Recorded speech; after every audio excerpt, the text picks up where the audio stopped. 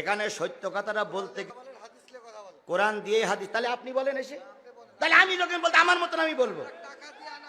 আমি আপনার কাছে টাকা দিয়ে আনলে আপনার কাছে টাকা দিয়ে গোলাম না, আপনার কাছে কেনা গোলাম না, আমি আপনার কাছে কেনা গোলাম না। আপনি টাকা দিয়ে নিয়ে আসছেন তাতে কি হয়েছে? টাকা দিয়ে নিয়ে আসছেন তাতে কি হয়েছে? আপনার কাছে আমি কেনা গোলাম হয়ে গেলাম।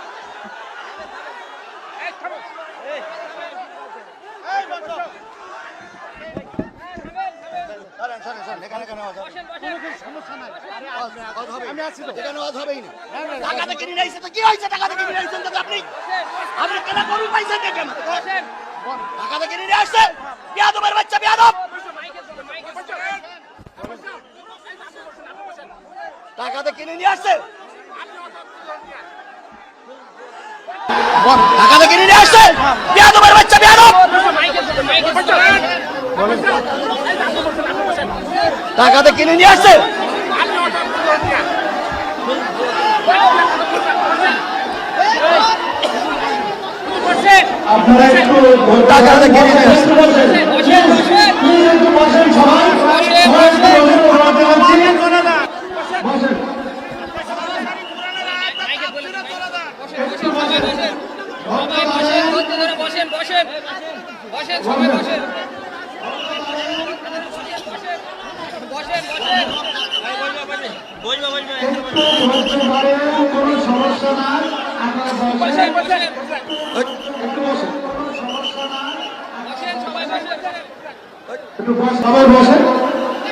আপনি শুরু করেন, আপনি কথা বলে থেমে যাবেন।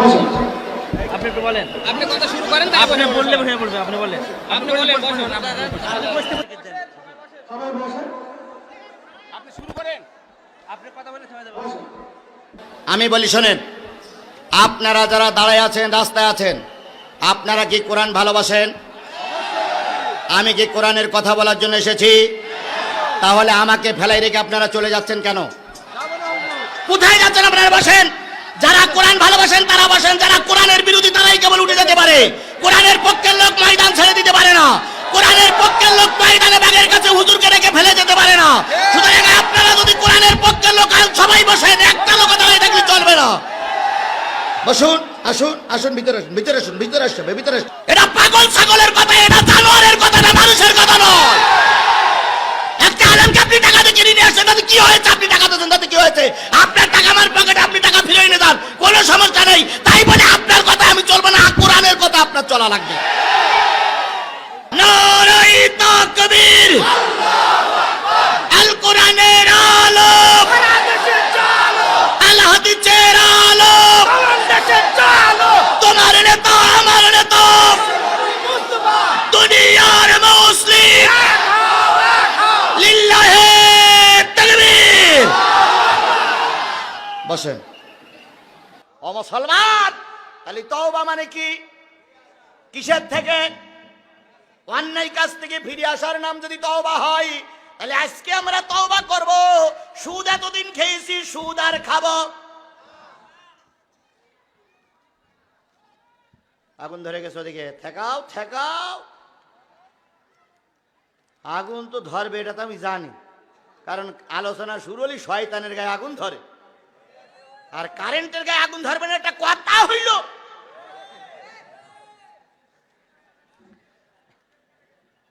কিছু কিছু মাহফিলে গেলে কারেন্ট বন্ধ হয়ে যায়। বন্ধ কি ইবলিসই করে না মানুষই করে? মিনাল জিন্নাতি ওয়ান নাস। কেন বন্ধ করে? এ হুজুর আমাকে বিরুদ্ধে কথা বলছে, দে কারেন্ট বন্ধ করে। সুতরাং সুদ খাচ্ছিলাম, সুদ আর খাবো না। বেনামাজি ছিলাম, বেনামাজি আর থাকবো না। ফিরে আসার নাম যদি তওবা হয়, তাহলে আজকের এই মাহফিলে প্রথমকে আমরা এই বলে নিয়ত করতে পারি, যত প্রকার অন্যায় ছিল, অন্যায় কাজ আর করব নিয়ত করতে পারি। আল্লাহ আমাদের কবুল করুক। কি বলে? আচ্ছা, 2 নাম্বার, এই সূরাটার আরেকটা নাম আছে সূরাতুল বারাত। সূরা তওবার আরেকটা নাম আছে, নাম কি? সবাই মিলে বলেন। এই সূরাটার আরেকটা নাম আছে, নাম কি? বারাত। বারাত শব্দের অর্থ হচ্ছে ছিন্ন করা, সম্পর্ক ছিন্ন করা। কাদের সঙ্গে সম্পর্ক ছিন্ন করবেন? লা ইয়াত্তাখিযুল মুমিনিনা কাফিরিনা আউলিয়া মিন দুনিল মুমিনিন মুসলমান কাফেরের সঙ্গে কোনো সম্পর্ক রাখতে পারে না। তাহলে তাই যদি হয়, বাংলাদেশের প্রধানমন্ত্রী মুসলমান না অমুসলমান? বাংলাদেশের মন্ত্রীরা মুসলিম না অমুসলিম? তাহলে বাংলাদেশের প্রধানমন্ত্রী আর মন্ত্রীরা যদি মুসলমান হয়, সকলের কাছে দাবি আপনি মুসলমানের বাচ্চা, ভারতের কাফেরের সঙ্গে আপনার সম্পর্ক কেন?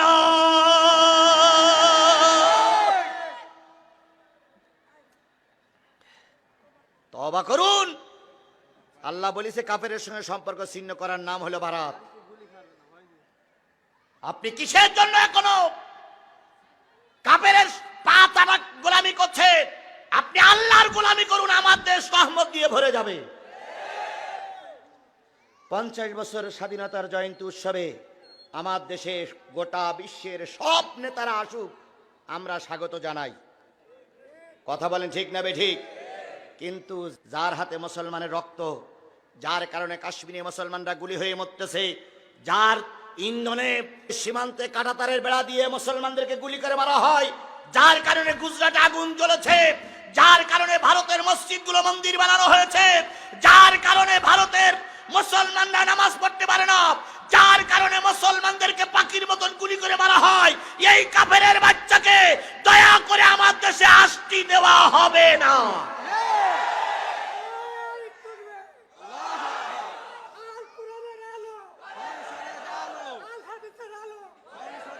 তাহলে বারাত মানে কি? সম্পর্ক ছিন্ন করা। কাদের সঙ্গে? হুজুরদের সঙ্গে। হ্যাঁ, মুসলমানদের সঙ্গে, নামাজি লোকের সঙ্গে। এখন আমাদের সম্পর্ক ছিন্ন হচ্ছে হুজুরদের সঙ্গে। কি কায়দায় কয় সবাই ঢুকবে জাতীয় সংসদে, হুজুররা ঢুকতে পারবে না। তাহলে সম্পর্ক ছিন্ন হইলে হুজুরদের সঙ্গে, তাই না ভাই? তারপরে কি কয়, এই এলাকায় সবাই থাকতে পারবে, অমুক দলের নেতা কর্মীরা থাকতে পারবে না। আপনারা কিছুদিন আগে টক শোয়ে দেখেছেন, 4 ছাত্র দলের 4 জন নেতাকে দাওয়াত করা হয়েছিল। এই 4 ছাত্র দলের 4 জন নেতার সঙ্গে টক শো হয়েছে। টক শোয়ে প্রমাণিত হয়েছে বাংলাদেশ ইসলামী ছাত্র শিবিরের নেতা কর্মীরা এত স্বচ্ছ, অন্য কোন দলের নেতা কর্মীরা অত স্বচ্ছ নাই। সেখানে গোলাম রব্বানী বলেছে, গোলাম রব্বানী ছিল সাবেক ছাত্রলীগের সাধারণ সম্পাদক। তিনি বলেছেন, হ্যাঁ ভাই, আমরা স্বীকার করি আপনাদের ছেলেরা নামাজি, আমরা স্বীকার করি আপনাদের ছেলেরা ধর্ষণ করে না, আমরা স্বীকার করি আপনাদের ছেলেরা টেন্ডারবাজ করে না, আমরা স্বীকার করি আপনাদের ছেলেরা লুণ্ঠনে জড়িত হয় না। তারা দাবি করেছে যদি কোনো ছাত্রকে বিশ্ববিদ্যালয়ে পড়াতে হয়, কলেজে পড়াতে হয়, মাদ্রাসায় পড়াতে হয়, ভার্সিটিতে পড়াতে হয়, সেই ছাত্রের বাবারা যেন শিবিরের সঙ্গে সম্পর্ক রাখে। কারণ শিবিরের ছেলেরা বাপমার সঙ্গে বিয়াদবি করে না, নারী খেলা করে না, টেন্ডারবাজি করে না। শিবিরের ছেলেরা 100% চরিত্রবান।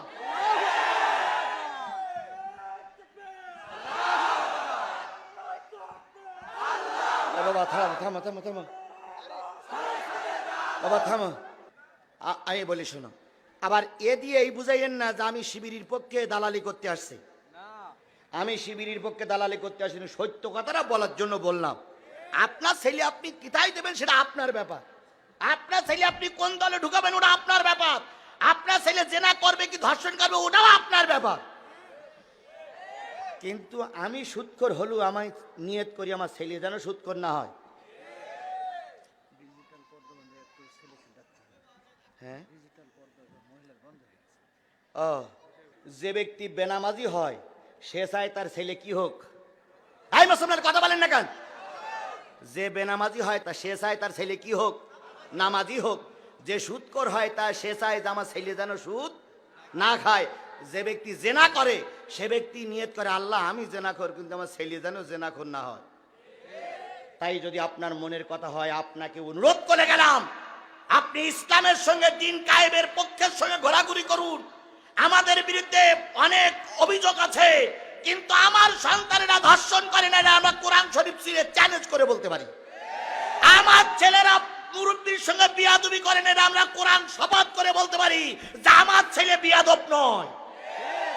কারণ আমার ছেলেকে আমার সংগঠনের যুবকেরা ঢোকানোর পরপরই তার হাতে একটা কাগজ দিয়ে দেয়, দিয়ে সেখানে ফর্ম পূরণ করতে হয় দৈনিক কয়েক তো নামাজ পড়েছো।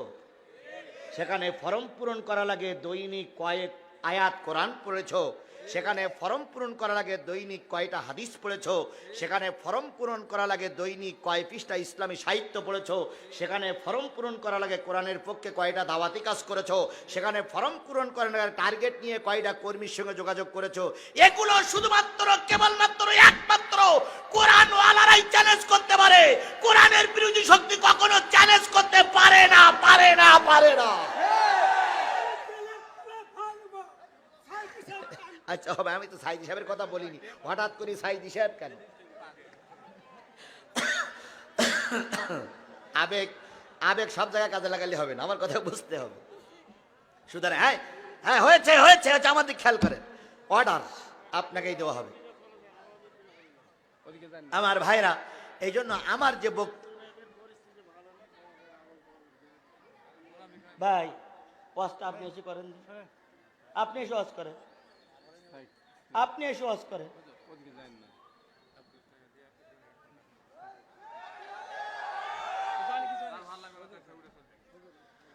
আমি কি একবারও কোনো দলের পক্ষে বিপক্ষে বলেছি?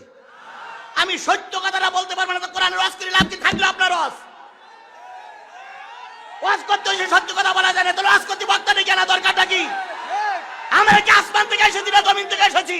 আমরা কি ভারত থেকে পাসপোর্ট করে এসেছি নাকি? আপনি যা বলবেন আমার শুনতে হবে?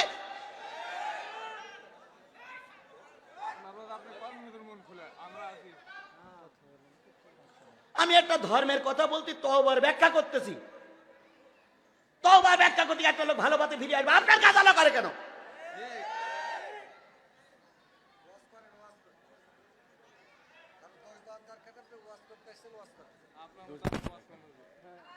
এখানে দোষ দেবার না দোষ দেবার তো কিছু না ভাই। এখানে সত্য কথাটা বলতে গেলে কোরআন দিয়ে হাদিস। তাহলে আপনি বলেন এসে, তাহলে আমি যখন বলতে আমার মতন আমি বলবো। আমি আপনার কাছে টাকা দিয়ে আনলে আপনার কাছে টাকা নিয়ে গোলাম না, আপনার কাছে কেনা গোলাম না। আমি আপনার কাছে কেনা গোলাম না। আপনি টাকা দিয়ে নিয়ে আসেন, তাতে কি হয়েছে? টাকা দিয়ে নিয়ে আসেন, তাতে কি হয়েছে? আপনার কাছে আমি কেনা গোলাম হয়ে গেলাম।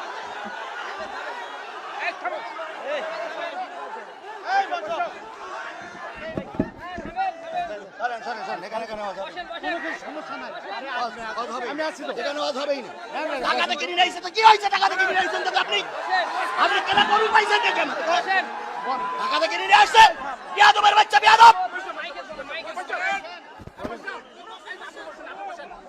টাকাতে কিনে নিয়ে আসছে।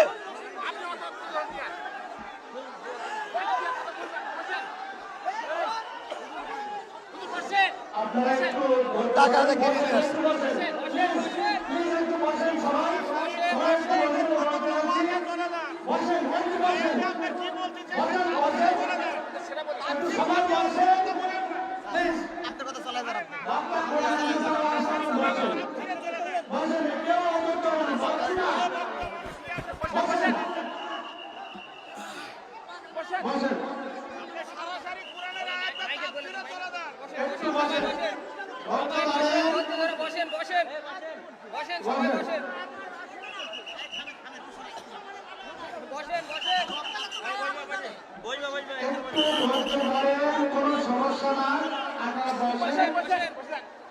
একটু বসেন, সবাই বসেন, একটু বসেন, এই ক্যামেরাটা করে একটু বসেন, আপনি শুরু করেন, সবাই বসেন, আপনি শুরু করেন। আপনি কথা বলে থেমে যাবেন, শুরু করেন। আপনি বললে বসে পড়বে, আপনি বলেন, আপনি বলেন, আপনি বসতে বললে বসে যাবে সব লোক, আপনি বললে বসে পড়বে, বসেন।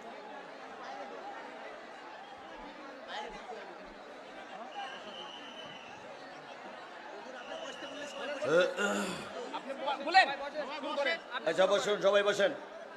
ভাই আপনারা যারা দাঁড়ায় আছেন, আমি বলি শোনেন, আপনারা যারা দাঁড়ায় আছেন, রাস্তায় আছেন, আপনারা কি কোরআন ভালোবাসেন? আমি কি কোরআনের কথা বলার জন্য এসেছি? তাহলে আমাকে ফেলাই রেখে আপনারা চলে যাচ্ছেন কেন? কোথায় যাচ্ছেন আপনারা? বসেন। যারা কোরআন ভালোবাসেন তারা বসেন, যারা কোরআনের বিরোধী তারাই কেবল উঠে যেতে পারে। কোরআনের পক্ষের লোক ময়দান ছেড়ে দিতে পারে না, কোরআনের পক্ষের লোক ময়দানে বাগের কাছে হুজুরকে রেখে ফেলে যেতে পারে না। সুতরাং আপনারা যদি কোরআনের পক্ষের লোক সবাই বসেন, একটা লোক দাঁড়ায় থাকলে চলবে না। বসুন, আসুন, আসুন, ভিতরে আসুন, ভিতরে আসুন, ভিতরে আসুন, ভিতরে আসুন। ভিতরে আসতে হবে, ভিতরে আসতে বসতে হবে, বসতে হবে, ভিতরে আসতে হবে, বসতে হবে। জোরে তাকবীর দেন, নারায়ে তাকবীর, নারায়ে তাকবীর। আল কোরআনের আলো, আল হাদিসের আলো, তোমার নেতা আমার নেতা, দুনিয়ার মুসলিম, লিল্লাহে তাকবীর। বসেন, দাঁড়ানো লোকগুলো বসেন। যদি শোনেন, সবচেয়ে সুন্দর হতো, সবচেয়ে সুন্দর হতো আমার পাশে কাইম ভাই আছে না নাই? দ্বিতীয় বক্তা আমার পাশে আছে না নাই? দ্বিতীয় বক্তার কাছে একটা চিরকুট লিখে দিতে পারতেন যে ভাই হুজুরকে বলেন যে হুজুর এইভাবে কথা বলুক। উনি কাগজ কলম নিয়ে কিন্তু বসে আছে, একটা লিখে দিলেই কিন্তু মোড় পরিবর্তন হয়ে যেত। তা না করে আপনি কি বললেন, আপনাকে টাকা দিয়ে কিনে নিয়ে আসছি। এটা কোনো বুদ্ধিমানের কথা? এটা পাগল ছাগলের কথা, এটা জানোয়ারের কথা না, মানুষের কথা নয়। একটা আলেমকে আপনি টাকা দিয়ে কিনে নিয়ে আসছেন, তাতে কি হয়েছে? আপনি টাকা দিয়েছেন, তাতে কি হয়েছে? আপনার টাকা আমার পকেটে, আপনি টাকা ফিরে নিয়ে যান, কোনো সমস্যা নেই। তাই বলে আপনার কথা আমি চলবো না, কোরআনের কথা আপনার চলা লাগবে। আপনি কোরআনে যা আছে তাই বলেন, ঠিক আছে।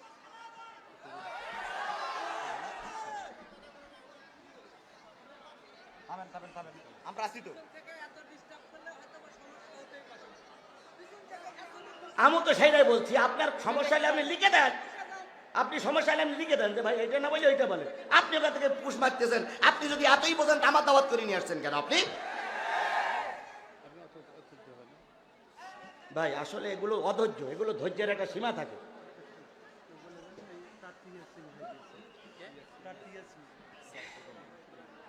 আমার ভাইরা, কোন সূরার আলোচনা? কত নম্বর আয়াত? 24 নম্বর আয়াতের ভিতরে আল্লাহ পাক কয়টা বাধা সৃষ্টি করে দিয়েছেন? তার ভিতরে একটা বাধা পাওয়া গেছে। 8টা বাধা যাওয়ার আগে আরেকটা বাধা পাওয়া গেছে ইনশাআল্লাহ। আমি ওই 8টা বাধাই যেতে চেয়েছিলাম, কিন্তু তার আগে 8টা বাধার একটা বাধা পাওয়া গেছে। এটা আমি আগামীতে আসবো ইনশাআল্লাহ। তাহলে সব কথা যদি কোরআনে না পাওয়া যায়, তাহলে আজকে একটা ঝামেলা বৈদ্য মেটাবেন কি করে? কি করে মেটাবেন আপনি? একটা ঝামেলা বেঁধেই গেছে, তাহলে কোরআন থেকে তো মেটাতে হবে। তাহলে কোরআনে সব কথা আলোচনা আছে না নাই? দিয়ে একজন কয় কোরআন শরীফের আলোচনা করেন, অন্যদিকে যেয়েন না, উনি বেটা সূরা ফাতিহা পড়তে পারে না।